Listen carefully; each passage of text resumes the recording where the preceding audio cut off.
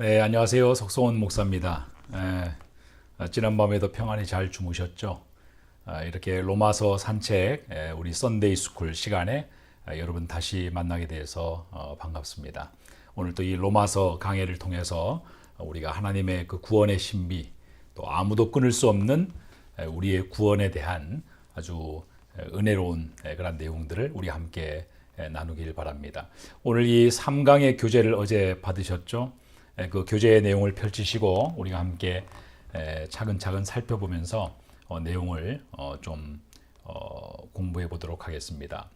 제가 3강의 제목을 그 칭의의 기초라고 했는데 이 제목이 써놓고 나니까 별로 그렇게 마음에 들지 않아요. 그래서 이 제목을 차라리 아담과 그리스도라는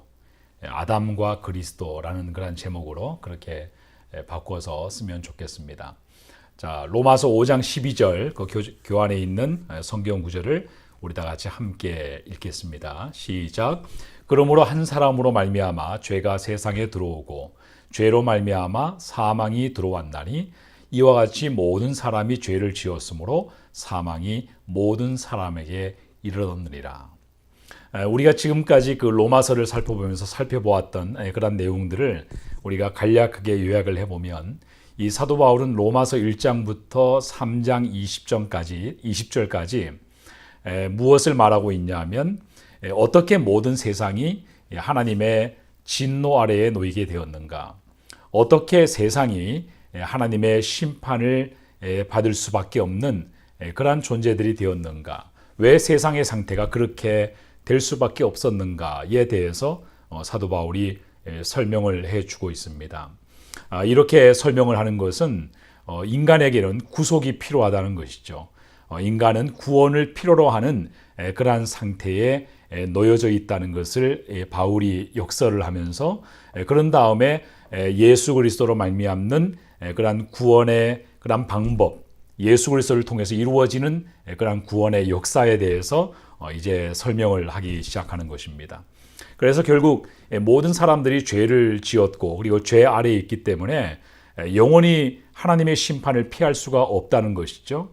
영원히 인간에게는 아무런 대안이 없다는 것입니다. 소망이 없고 아주 절망적인 상태에 놓여 있다는 것이죠. 그 죄의 문제를 빨리 해결하지 않으면 그러면 영원한 그 진노와 하나님의 심판에 직면할 수밖에 없는 그러한 인간의 심각한 상태에 대해서 사도 바울이 이야기를 합니다. 그리고 행위로도 되지 않고 또 율법으로도 되지 않고 그 어떤 노력으로도 이러한 인간의 하나님의 심판 아래 놓여지게 된 이 상태는 그 어느 것도 뒤집을 수 없다. 그것을 만회할 수 없다라는 그러한 철저한 인간의 절망적인 상태를 사도 바울이 논증을 해 주었습니다. 그래서 그런 내용들을 적나라하게 설명을 해주고 그런 절망적인 죄인들의 상태를 다 설명을 한 다음에 사도 바울은 이제 이어지는 3장 21절부터 그러나 이제는 이런 어떤 그 접속사로 시작이 되는 새로운 내용을 전개를 하죠. 그것이 뭐냐면 인간이 죄로 말미암아 그렇게 하나님의 심판을 받을 수밖에 없는 절망적인 상황에 놓여져 있지만 그러나 아주 희망이 없는 것은 아니라는 것입니다. 새로운 희망을 제시해 주고 있는 것이죠. 하나님께서 인간을 그렇게 내버려 두지 아니하시고 인간에게 새로운 기회를 주셨고 새롭게 시작할 수 있는 그런 가능성을 하나님께서 열어주셨는데 그것이 바로 그리스도로 말미암는 이신칭의의 교리라는 것입니다. 믿음으로 말미암아 죄인이 의롭게 되어지는 하나님의 전적인 은혜로 인간이 거저 구원을 받고 하나님의 진노에서 면제받을 수 있는 그런 새로운 구원의 소식이 우리에게 이제 주어졌다. 그것이 복음이다. 그 복음이 우리에게 예수 그리스도와 함께 우리에게 다가왔다. 이것을 사도 바울이 지금까지 이야기해 주었습니다. 그러나 유대인들에게 있어서는 유대인들은 워낙 이 율법으로부터 시작된 민족이고 또 율법의 전통을 가지고 이스라엘의 수천 년의 역사가 그렇게 유지가 되어져 왔기 때문에 이 율법의 행위를 통하지 않고서는 이 구원의 의미를 그들이 이해를 할 수가 없습니다. 그들은 이 구원 그러면 그리고 죄인이 의롭게 되어지는 이런 어떤 그런 과정 이런 것들을 생각할 때 항상 율법의 행위를 거치지 않으면 그런 개념 자체를 이해를 할 수가 없는 것이죠. 그래서 사도 바울은 율법의 행위로 처음부터 하나님께서 인간을 구원하시고자 계획하셨던 것은 그것은 처음부터 인간의 행위의 완전함으로 인간을 구원하려고 그렇게 작정하신 것이 아니라 인간은 그 어떤 수단과 방법으로도 스스로 하나님 앞에 나아갈 수 없고 스스로 구원받을 수 있는 그런 대안이 없기 때문에 인간은 그런 능력이 없기 때문에 그래서 하나님께서 인간을 위해서 믿음으로 구원을 받을 수 있는 전적인 하나님의 은혜로 거저 주어지는 그 믿음으로 인간이 하나님과의 화평을 누리고 또 인간이 죄인의 신분에서 의인의 신분으로 변화를 받을 수 있는 그러한 전적인 하나님의 은혜로 구원의 길을 새롭게 열어주셨다. 이것을 사도 바울이 논증을 했습니다. 그래서 그것이 지금까지 우리가 살펴본 그런 내용이고 오늘부터는 5장 12절부터 22절까지의 내용인데요.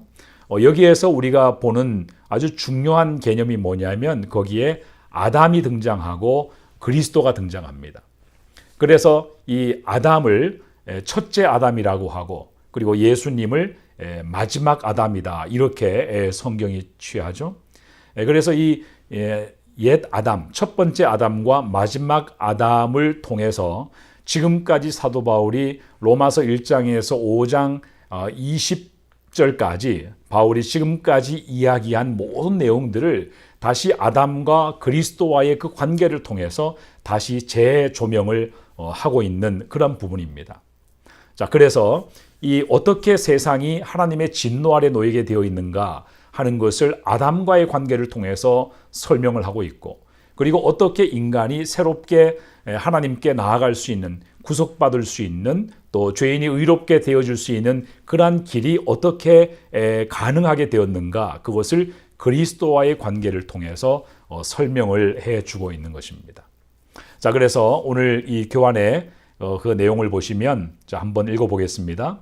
바울은 로마서 5장 12절부터 21절을 통해서 어떻게 모든 사람이 죄인이며 한 사람, 그러니까 여기서 한 사람은 그리스도를 의미하죠. 이 한 사람의 죽음으로 어떻게 거룩하지 못한 죄인이 하나님 앞에서 의로운 지위를 얻을 수 있는가를 설명하기 위해 첫 아담과 마지막 아담인 그리스도를 대조한다. 바울은 구원받은 자를 그리스도의 안에 있는 자로 그리고 반대로 구원받지 못한 자, 죄 가운데 있는 자를 아담 안에 있는 자로 보고 있다. 자, 그래서 로마서 5장 12절에서 16절은 이 첫 아담과 마지막 아담을 대조를 함으로써 우리에게 이신칭의의 그 교리, 구속의 새로운 그런 길을, 복음을 우리에게 설명을 해주고 있습니다. 자, 교환을 보시면 첫 번째로 한 사람 그리고 왕노릇하다라는 그런 표현의 의미에 대해서 설명이 되어 있는데 자, 오늘 이 본문에 보면 한 사람이라는 단어가 11번이나 반복이 되어서 나타납니다. 그리고 사망이 왕노릇했다. 죄로 인해서 죽음이 모든 사람들 인류 위에 왕노릇하는 그런 세상이 되어졌다라고 할 때 이 왕노릇한다라고 하는 단어가 3번 등장을 하죠. 14절과 또 17절과 21절에 3번 나타납니다. 그만큼 세상의 죄의 상태가 매우 깊다는 것을 말해주는 것이죠. 그리고 이 한 사람이라는 단어가 계속해서 반복되는 것은 하나님께서 인류가 놓여져 있는 그 상태를 바로 이 한 사람의 개념을 통해서 보신다는 그런 의미입니다. 자, 그래서 교환을 보시면 한 사람이라는 이 표현의 반복적인 사용이나 그리고 왕노릇하다라고 하는 이 표현이 나타내는 핵심적인 메시지는 그것은 하나님께서 인류 전체를 보실 때 아담과 그리스도의 두 사람으로 보신다는 것이죠. 그러니까 인류 전체를 조명할 때 인류가 지금까지 아담의 타락 이후부터 지금까지 예수 그리스도를 통해서 구속의 역사가 이루어진 이 모든 인류의 역사 전체를 아담이라는 사람 그리고 그리스도라고 하는 그 사람을 통해서 이 역사 전체의 내력을 조명하신다는 것입니다. 이 두 인물을 통해서 하나님께서 세상의 상태를 바라보신다는 것이죠. 그러니까 왜 세상이 하나님의 진노 아래 놓일 수밖에 없게 되었는지, 왜 세상이 하나님의 진노 아래에서 고통을 당할 수밖에 없게 되었는지, 그 원인을 아담이라고 하는 이 한 사람이 한 일을 통해서 보는 것입니다. 그런가 하면 반대로 하나님께서 아담이 이 한 일로 인해서 하나님의 진노 아래 놓여지게 된 이 세상을 그 진노에서 벗어나게 하시고, 그리고 새로운 구원의 길을, 또 하나님의 의를 값없이 베푸시는 그러한 일을 예수 그리스도라고 하는 이 한 인물이 행하신 그 일들을 통해서 바라보신다는 것입니다. 그래서 교환을 보시면 모든 인간은 아담 안에 있어서 버림을 받았거나 아니면 그리스도 안에 있어서 구원을 받았다. 그러니까 이 중간 지점은 없다는 것이죠. 세상의 사람은 두 부류로 우리가 나눌 수가 있습니다. 아담 안에서 죄 가운데 있는 사람, 영원히 사망이 왕노릇하는 그런 사람, 여전히 죄의 지배를 받고 그런 죄의 영향력 아래에 있는 사람, 그런 사람은 아담 안에 있는 사람이고, 그리고 그리스도 안에 있는 사람, 한때 우리가 아담 안에 있어서 영원히 죽을 수밖에 없는 그러한 운명에 놓여져 있었지만, 그러나 예수 그리스도를 통해서 우리에게 제시된 그 구원의 방편을 우리가 믿음으로, 예수 그리스도를 믿음으로 새롭게 태어난, 그리고 새로운 피조물이 되고 새로운 생명을 얻게 된 그러한 사람들, 그러한 저와 여러분과 같은 구원받은 하나님의 성도들, 그 사람들은 그리스도 안에 있는 사람들로 아담 안에 있는 사람들과 그렇게 구별이 되는 것이죠. 세상은 이 두 부류의 그 존재들로 이렇게 분류가 될 수가 있는 것입니다. 세상의 마지막 때가 되면 결국 이 두 부류의 운명이 엇갈리게 되는 것이죠. 계속해서 아담 안에서 아담으로 말미암는, 아담의 불순종으로 말미암아 그 비롯된 그 죄의 저주 아래 있는 사람들, 끝까지 하나님께서 제시하신 그 구원의 길을 받아들이지 않고 그것을 수용하지 않는, 믿지 않는 사람, 그 믿음의 부르심에 불순종하는 모든 사람들은 결국 아담 아래에 살면서 영원히 하나님의 그러한 심판 아래에 놓여지게 되는 그러한 운명에 처하게 될 것이고, 그러나 예수 그리스도를 믿고 또 복음의 부르심을 받아서 순종해서 그리스도 안에 속하게 된 사람들은 그리스도와 함께 영원한 하나님의 나라 천국에서 영광을 누리며 영원히 살게 될 것이다. 마지막, 세상의 마지막 때에 그 두 부류의 운명으로 세상은 갈려지게 될 것이다 라는 것을 우리가 알 수가 있는 것입니다. 이 두 사이의 중간 지점이라는 것은 있을 수가 없습니다. 우리가 아담에게 속해 있든지 죄에 속해 있든지 아니면 그리스도에게 속한 자가 되든지 이 둘 중에 하나라고 하는 것이죠. 그래서 바울은 구원받은 자들을 그리스도 안에 있는 사람, 그리스도 안에 있는 사람이다라고 그렇게 표현하고, 그렇지 못한 자를 아담 안에 있는 사람이라고 표현을 합니다. 그래서 그리스도 안에 있다는 것은 예수 그리스도를 믿을 뿐만 아니라 이제 예수 그리스도 안에서 또 예수 그리스도의 의를 전가를 받고 예수 그리스도와 계속해서 인격적인 관계를 맺는 그러한 상태를 말할 뿐만 아니라, 그리고 그리스도의 몸인 교회의 구성원이 되는 것을 의미하죠. 바울이 그것을 그렇게 설명을 했습니다. 로마서 12장 5절을 보면 이와 같이 우리 많은 사람이 그리스도 안에서 한 몸이 되어 서로 지체가 되었느니라. 그러니까 예수 그리스도 안에 속하게 된 모든 사람들은 예수 그리스도의 몸에 연결된 같은 가족이라는 것이죠. 같은 지체라는 것이죠. 그렇게 해서 교회를 이루고 공동체를 이루고 그리스도의 그러한 법을 따라가는 그러한 생명에 속한 자들로 우리가 함께 연결되어 있는 것이죠. 그래서 교회를 설명할 때 사도 바울은 바로 이러한 지체의 원리, 몸의 원리를 통해서 설명을 하고 있는 것입니다.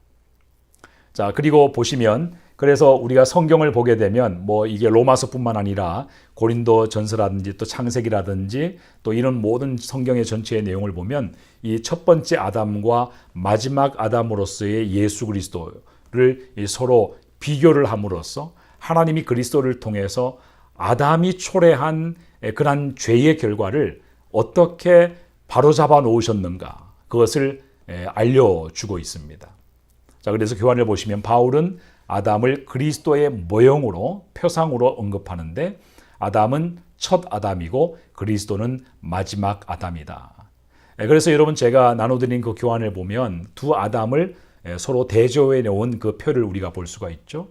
자, 첫 번째 아담, 그리고 마지막 아담으로 비유되는 이 그리스도가 어떻게 서로 다른가, 어떻게 서로 대조가 되는가, 그 내용을 우리가 성경을 통해서 조명을 해보면, 첫 번째로 첫 아담은 흙으로 만들어졌지만 그러나 마지막 아담인 예수 그리스도는 하늘에서 오신 하나님이시다라는 것이죠. 그리고 두 번째는 이 첫 아담은 옛 창조의 왕이죠.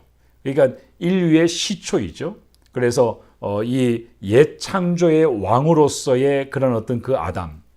그렇지만 이 첫 번째 이 창조의 그 하나님에 담겨져 있는 이 하나님의 뜻이 이 아담의 불순종으로 인해서 이 첫 번째 창조의 그런 대표적인 그 인물의 불순종을 통해서 그 창조의 질서가 파괴가 되어졌죠. 그래서 하나님의 형상을 따라 거룩하게 지으심을 받은 인간이 하나님의 형상을 다 잃어버렸습니다. 하나님의 형상이 파괴가 되어졌습니다. 하나님의 형상이라는 것은 인간이 절대적으로 하나님 의존적인 존재, 하나님과의 교제의 관계를 통해서 영원히 사는 그러한 존재로 하나님께서 만드신 것인데, 그 특성을 인간이 완전히 잃어버린 것입니다. 그래서 이렇게 완전히 잃어버린 하나님의 형상을 예수 그리스도께서 오셔서 예수 그리스도를 통해서 그런 어떤 죄인들을 구원해 주심으로써 이런 과거의 그런 창조의 그 실패가, 그 창조의 그 변질이나 왜곡이 예수 그리스도를 통해서 새로운 창조로 그렇게 역전이 되었다. 새로운 창조를 통해서 하나님께서 새 창조를 이루셨다. 예수 그리스도를 통해서 그러한 의미를 가지고 있는 것입니다. 그렇기 때문에 우리가 예수 그리스도를 믿고 우리가 거듭났다는 것은 우리가 새로운 하나님의 피조물, 새로운 하나님의 형상을 가진 하나님의 자녀들로 우리가 새롭게 창조된 것입니다. 우리가 헌 것을 고쳐서 새롭게 개조해서 바꾸어서 우리를 온전케 하는 것이 아니라 완전히 새로운 존재로 우리를 거듭나게 해 주셨다라고 하는 것이, 그것이 바로 구원의 사건이 의미하는 것이죠. 그래서 예수 그리스도 안에서 새 창조가 이루어졌다. 그래서 고린도후서 5장 17절을 보면, 보라 이전 것은 지나갔으니 모든 것이 새롭게 되었다. 이제 우리가 새로운 피조물이 되었다라고 그렇게 말씀을 하고 있죠. 그리고 세 번째로 보시면 이 첫 아담은, 인류의 시초인 아담은 완전한 동산에서, 정말 천국 같은 죄가 없었던 그런 완벽한 동산에서 시험을 받아서 실패를 했지만, 그러나 예수님께서는 광야에서 시험을 받고 승리하신 이 그리스도와 실패한 이 아담을 서로 대조해 주고 있습니다. 그리고 네 번째로 이 아담은 아담의 불순종으로 인해서 죄와 죽음과 정죄를 이 세상에 가지고 왔지만, 그러나 예수 그리스도께서는 하나님께 대한 온전한 순종을 통해서 우리의 구원에 예수님의 그 순종을 통해서 의와 생명과 칭의를 가지고 왔다. 죄인이 의롭게 되어지는 그러한 결과를 우리에게 가져다 주신 분이다라는 것을 성경이 이야기합니다. 그리고 다섯 번째, 이 아담이 하나님 앞에 범죄함으로 인해서 결국 죽음이 통치하는 그러한 세상이 되어져 버렸죠. 그래서 오늘 본문에 사망이 왕노릇하게 되었다. 사망이 세력을 행사하고 결국에는 사망이 자기 아래로 모든 죄인들을 이렇게 사로잡는 그러한 세상의 상태가 되어져 버렸다는 것이죠. 그러나 예수 그리스도가 오면서 하나님의 은혜의 통치가 시작이 되었습니다. 그렇기 때문에 예수 그리스도를 믿는 사람들은 언제나 누구나가 은혜와 평강이라는 영광스러운 그런 기쁨에 동참할 수가 있게 된 것이죠. 그리고 여섯 번째로 아담은 모든 사람이 이 아담 안에서 죄인이 되었죠. 이 원죄라고 하는 것이 바로 그겁니다. 아담이 지은 그 죄가 그 이후에 태어나는 모든 인류에게 그대로 전가가 되어서, 그래서 모든 태어나는 사람들마다 다 죄인이 되는 것입니다. 이 죄가 세상에 들어오게 되었고, 죄가 세상을 지배하게 되었고, 이 죄 아래에서 모든 인류가 탄생을 하게 되기 때문에, 그래서 모든 사람이 이 아담 안에서 죄인이 되어져 버린 것이죠. 그러나 예수님께서는 예수 그리스도를 믿는 것만으로, 예수 그리스도께서는 모든 사람들에게, 모든 죄인들이 의인이 될 수 있는 그러한 길을 여신 분이시죠. 그리고 7번째, 우리는 육신의 출생을 통해서 아담 안에 있지만, 그러나 예수 그리스도 안에서 우리는 영적인 출생을 통해서 예수 그리스도 안에 우리가 있게 되었다. 자, 이렇게 첫 번째 아담과 마지막 아담의 대조를 우리는 볼 수가 있습니다. 자, 그래서 여기에서 로마서 5장 13절에서 14절에서 말하고 있는 것이 뭐냐면, 인간은 모두가 아담이 죄를 범했을 때 아담 안에서 죄를 지은 존재들이 된다는 것입니다. 자, 교환을 보십시오. 한 사람 아담으로부터 죄가 이 세상에 들어오고 아담 이후에 태어나는 모든 사람에게 영향을 주게 되었다. 자, 원죄가 바로 이 아담의 불순종으로 세상의 죄와 저주와 사망이 시작된 것을 의미합니다. 그러므로 모든 사람은 아담처럼 죄를 짓지는 않았지만 원죄를 가지고 태어났기 때문에, 그 아담의 죄를 전가받아 이 세상에 태어나기 때문에 결국에는 다 죄인이다.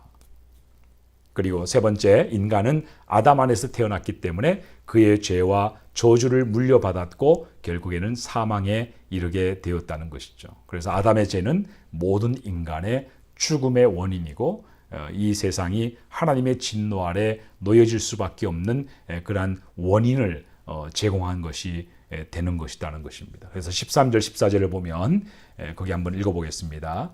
죄가 율법이 있기 전에도 세상에 있었으나 율법이 없었을 때에는 죄를 죄로 여기지 아니하였느니라.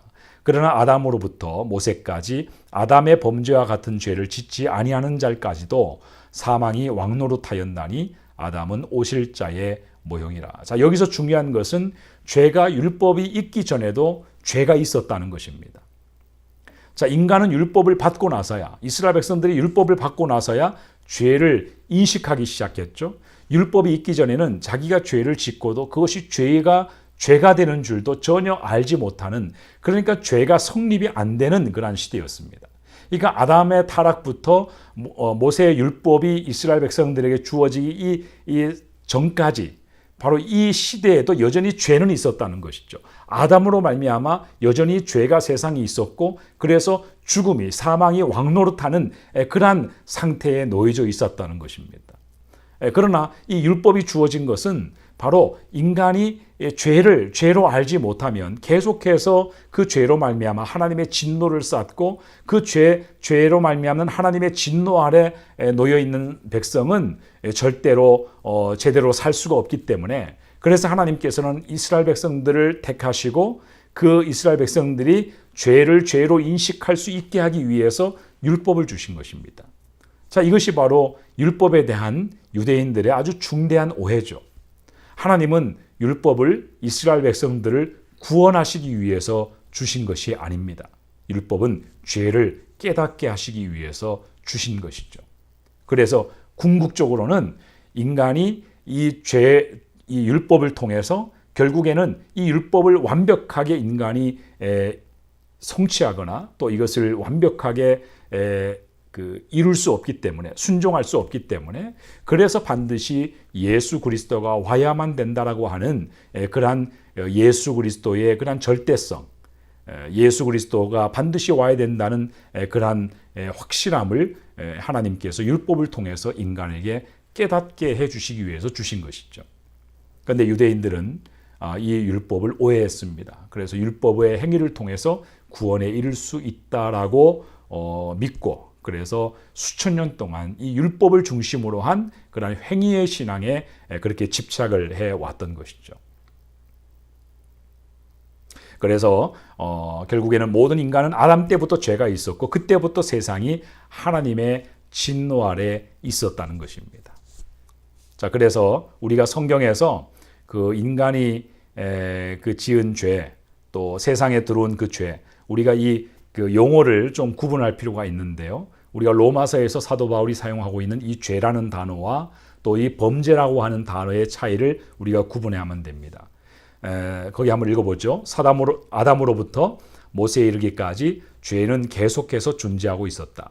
단지 율법이라는 기준이 없었으므로 자신들이 죄인인지 모르고 살 수 있었던 것이다. 그러나 이들 속에서도 엄연히 죄가 존재했기 때문에 모두가 사망에 이르게 된 결과로부터는 자유할 수가 없는 것이다.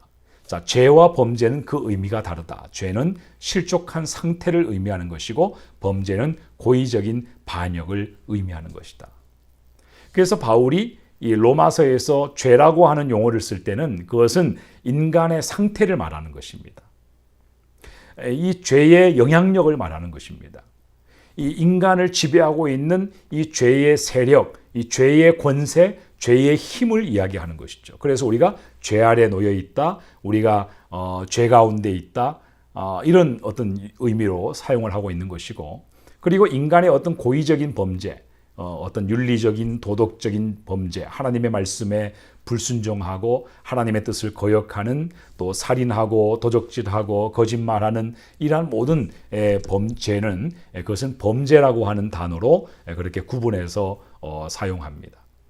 그래서 아담의 범죄와 같은 죄를 짓지 아니하는 자들까지도, 그러니까 아담의 범죄, 아담이 하나님께 불순종한 그 죄와 같은 그 범죄를 짓지 아니하였지만, 그러나 아담의 그 범죄로 인해서 죄라고 하는 그 영향력이, 죄라고 하는 그 세력이, 그 권세가 인간의 세상을 지배하게 되어 버렸기 때문에, 그래서 이 세상이 하나님의 진노 아래 놓여질 수밖에 없었다.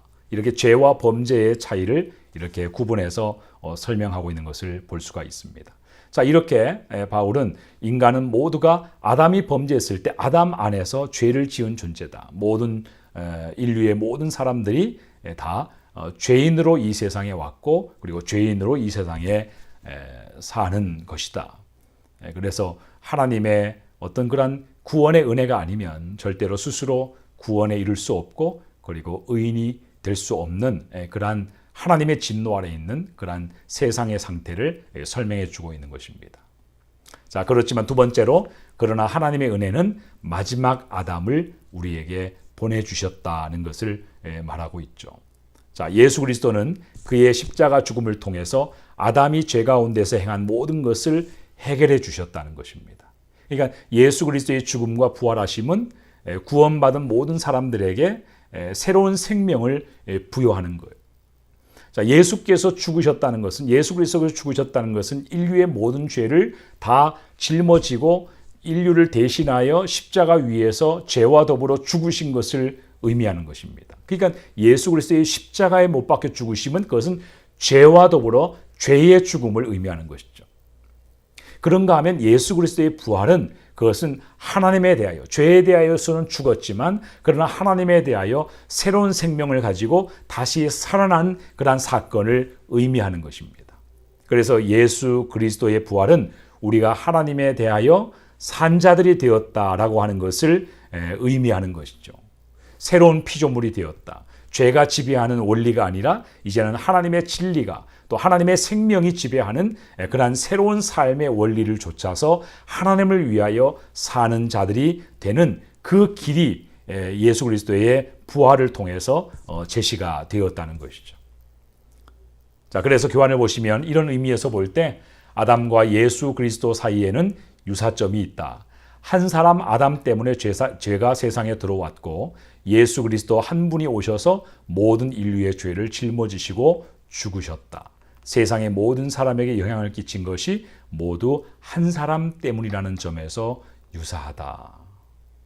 그래서 모든 인류를 대표하는 이 아담, 그리고 마지막 아담인 예수 그리스도, 이 한 사람을 통해서 인류가 어떻게 이러한 그 하나님의 진노 아래 놓여지게 되었고, 어떻게 또 새 생명으로 하나님 앞에 구원받게 되었는지, 이것을 인류를 대표하는 한 사람을 통해서 그렇게 설명을 해주고 있는 것입니다.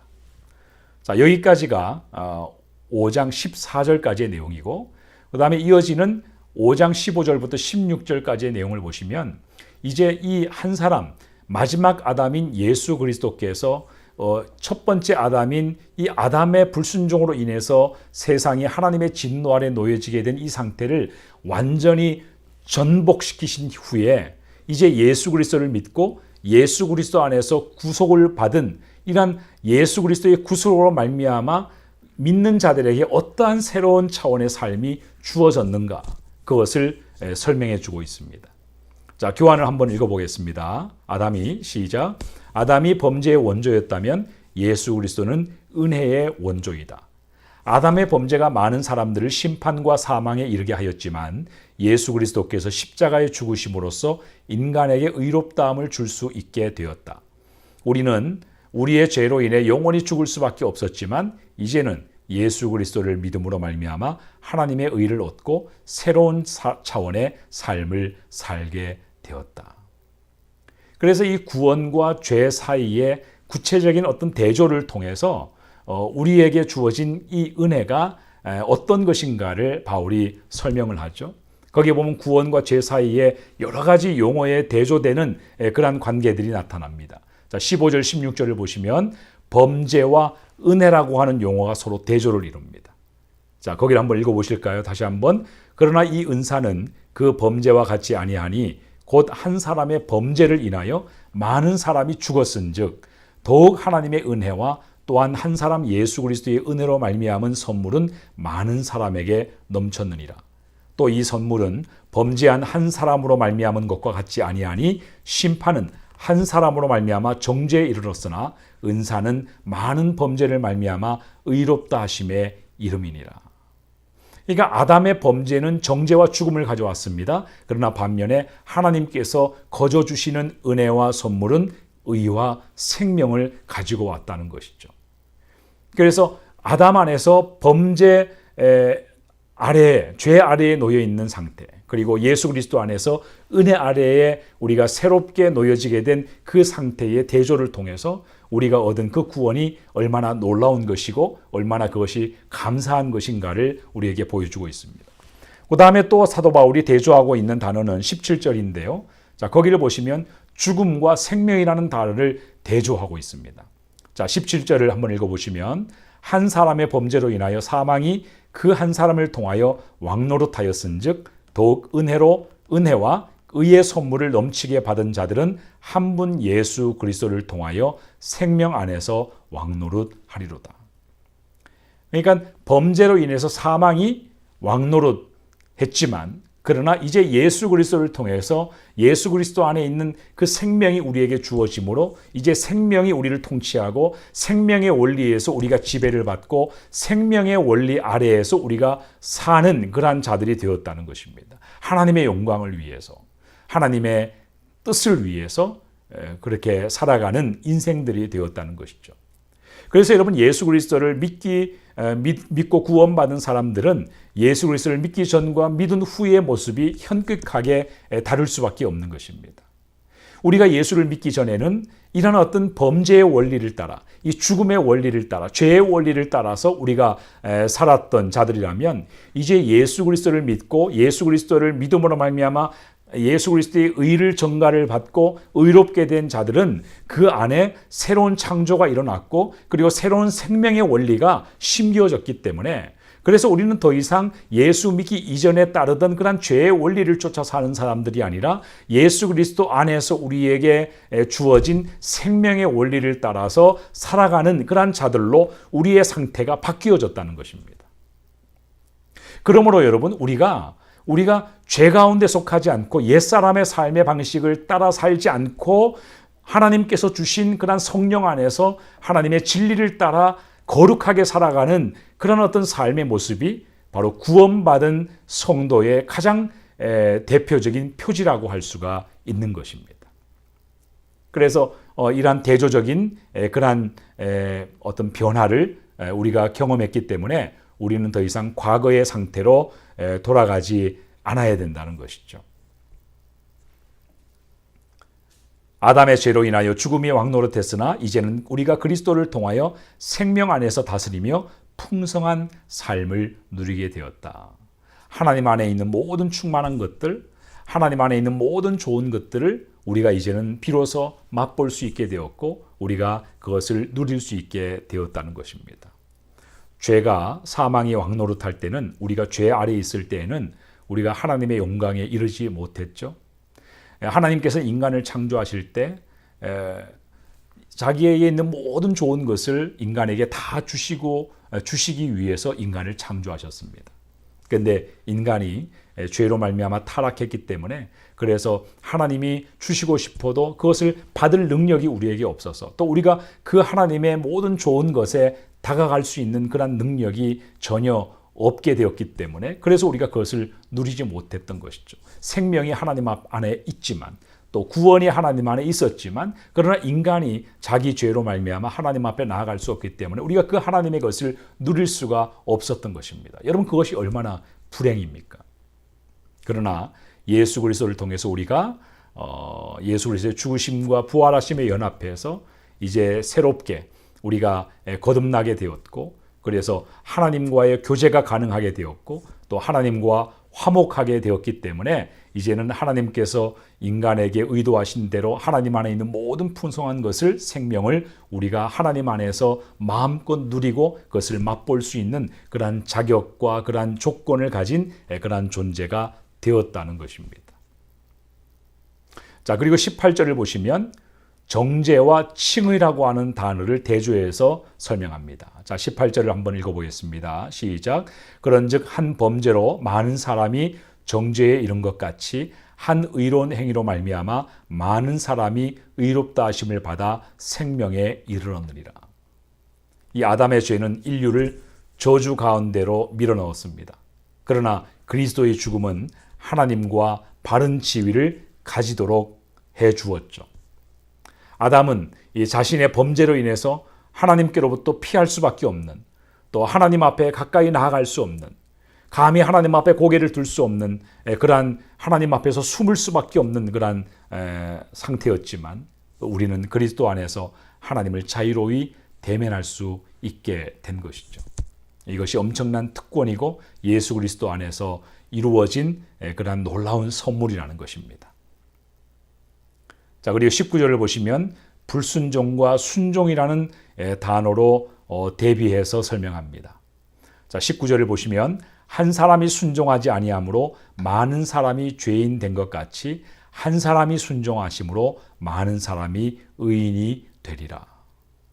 자, 아담은 하나님께 불순종하였고, 그래서 우리를 죄인 되게 했습니다. 모든 인류를 다 죄에 빠뜨리고 말았습니다. 반면에 그리스도는 하나님께 순종하셨고, 그를 믿는 믿음을 통해서 우리가 의롭게 되어지는, 모든 죄인들을 의롭게 하시는 그러한 일을 행하신 것이죠. 그리고 20절을 보시면 율법과 은혜를 대비하여 설명합니다.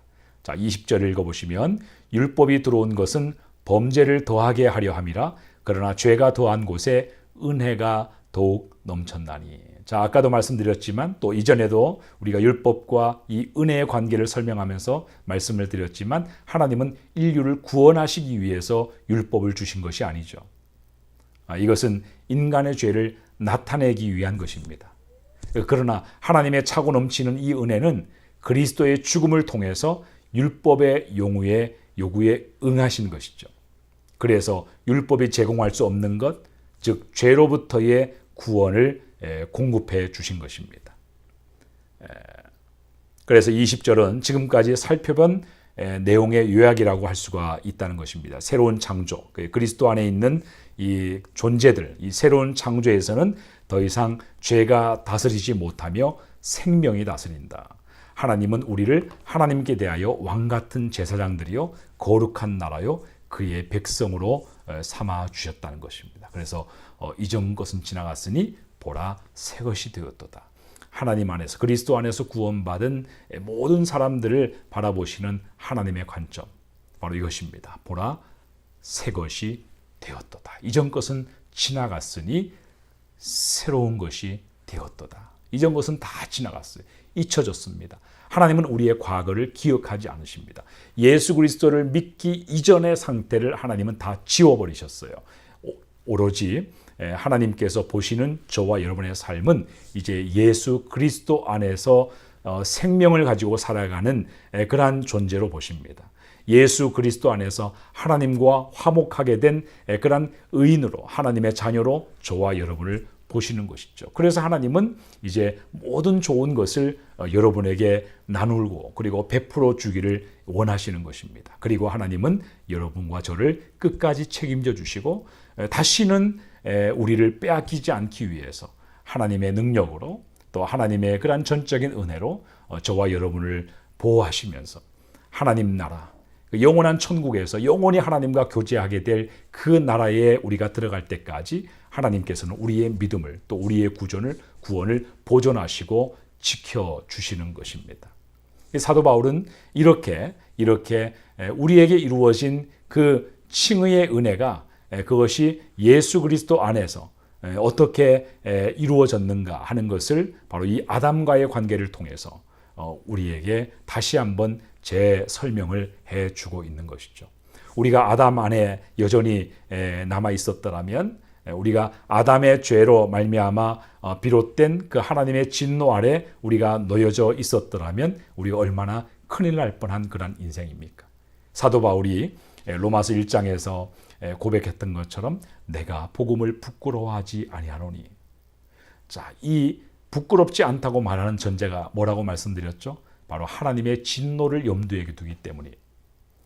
만약 주님이 우리를 먼저 찾아오셔서 우리를 이렇게 예수 그리스도 안에 있는 생명의 자리로, 구원의 자리로 우리를 이끌지 않으셨다면, 우리를 붙들어 주지 않으셨다면, 우리를 새롭게 거듭나게 해주지 않으셨다면 우리가 하나님의 진노 아래에서 이 아담으로 말미암아 이 세상에 초래된 이러한 죄의 비극과 불행에서 우리가 얼마나 영원히 그렇게 이를 갈며 살 뻔하였던가. 하나님의 진노가 얼마나 무시무시한지, 그 죄의 결과가 얼마나 무시무시하고 끔찍한지 이 사도 바울은 그것을 생각할 때마다 가슴을 쓸어내리면서 하나님께 감사하는 것이죠. 그래서 복음을 위해서 자신이 괴롭힘을 당하고 핍박을 당하고 때로는 배고픔과 추위를 견뎌야만 되는 이러한 시련을 겪는다 할지라도 그럼에도 불구하고 바울은 자기가 전하는 그 복음이 예수 그리스도가 전혀 부끄럽지 않다는 것이죠. 이미 예수 그리스도 안에서 우리 스스로가 가질 수 없는, 얻을 수 없는 놀라운 은혜를 얻었고, 그 은혜는 이 땅을 사는 동안에만 지속될 뿐만 아니라 영원한 하나님의 나라에 이를 때까지 그 은혜가 지속되기 때문에, 그것은 계속해서 유효한 것이 되기 때문에, 그래서 사도 바울은 하나님께 감사하고 그리고 복음을 부끄럽지 않다고 그렇게 고백할 수가 있는 것입니다. 여러분, 이 사도 바울의 고백이 저와 여러분의 고백입니까? 여러분도 주님께서 우리에게 이러한 예수 그리스도를 통해서 영원히 죽을 수밖에 없었던 우리를 이렇게 살려주시고 건져주시고 우리를 먼저 택하셔서 하나님의 자녀로 삼아주신 것, 이것을 생각할 때 이 사도 바울처럼 정말 가슴을 쓸어내리면서 이렇게 하나님께서 나를 먼저 이렇게 만나주신 것이 이게 정말 놀라운 일이 아닌가. 그래서 여러분, 이러한 어떤 감격과 기쁨과 확신을 가지고 사는 성도들이라면 그들도 역시 마찬가지로 바울처럼 복음을 부끄러워하지 않게 되는 그러한 특성을 지닌 사람들이 되어야만 되는 것입니다. 사도 바울은 이 로마서 전체를 통해서 이것을 계속해서 강조하고 이것을 또 새로운 방식으로 또 강조하고 그것을 힘있게 선포하고 있는 것이죠.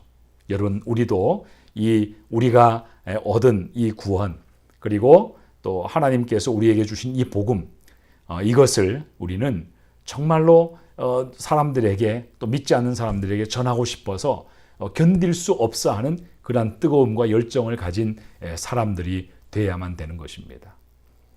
오늘 또 이 로마서 산책, 우리가 어떻게 구원에 이르게 되었는지에 대한 이 사도 바울의 논증을, 가르침을 여러분 기억하시면서 오늘 또 구원하시는 하나님, 구원하신 예수 그리스도로 말미암아 감사하고 기뻐하고 그분께 모든 영광을 올려드리는 여러분의 삶이 되시기를 주님의 이름으로 축원합니다. 우리 함께 기도하겠습니다. 하나님 아버지, 감사합니다. 오늘 또 이 로마서 산책 세 번째 강의를 통해서 어떻게 아담 안에서 온 세상이 하나님의 진노 아래 놓일 수밖에 없었고, 그리고 어떻게 그 죄 아래에서 모든 인류가 고통을 당할 수밖에 없게 되었는지, 그 죄의 그러한 시초와 또 죄의 결과의 그 끔찍함을 우리가 돌아볼 수 있게 하심을 감사합니다. 또한 아울러 주님, 그렇게 우리를 내버려 두셨더라면 우리는 영원히 죽을 수밖에 없고 우리가 견딜 수 없고 감당할 수 없는 하나님의 진노 아래, 하나님의 심판 아래 우리가 처할 수밖에 없는 그러한 불행한 그러한 인생이었지만, 그러나 우리를 그렇게 내버려 두지 아니하시고 예수 그리스도를 통하여 아담으로 말미암아 아담의 불순종을 통해서 이 세상에 초래된 그 모든 죄의 끔찍한 결과들을 예수 그리스도의 의로운 행동으로, 예수 그리스도의 의로운 그 순종의 한 행위로 말미암아 다시 그것을 전복시키시고 우리가 하나님께 나아갈, 또 하나님과 화평을 누릴 그러한 새로운 길을 우리에게 제시하여 주시고, 또 무엇보다 그 길로 우리가 먼저 들어설 수 있도록 주님께서 우리를 인도하여 주신 것을 감사를 드립니다. 하나님, 이 구원의 감격, 사도 바울이 이렇게 뜨거운 마음을 가지고 전하고 싶어 했던 이 복음, 그것이 우리에게도 동일하게 전하고 싶어 하는 그러한 복음이 되게 하여 주시고, 우리가 이 감격과 기쁨을 가지고 세상 모든 사람들에게, 아직 믿지 않는 모든 우리의 이웃과 가족들에게 예수 그리스도가 우리의 유일한 소망이시라고, 예수 그리스도가 우리의 유일한 구원의 길이 되신다고, 예수 그리스도가 우리의 의와 생명이 되신다고 그렇게 힘있게 부끄럽지 않게 증거하며 살아가는 저희 모두가 되게 하여 주셔서 복음의 영광스러움을 세상에 나타내는 저희 모두가 되게 하여 주시옵소서. 하나님께서 우리를 죄 가운데 건져내어 주셔서 하나님의 의를 위하여 사는 거룩한 백성이 되게 해주신 그 은혜에 우리가 빚진 자 된 마음을 가지고 이 땅을 사는 동안에 거룩하게 살게 하여 주옵소서. 죄와 더불어 살지 않고 하나님의 의를 따라, 진리를 따라 하나님의 생명을 좇아 살아가는 저희들 모두가 될 수 있도록 인도하여 주시옵소서. 주 예수 그리스도의 이름으로 기도하옵나이다. 아멘. 감사합니다. 오늘도 은혜로운 주일 보내시기 바랍니다.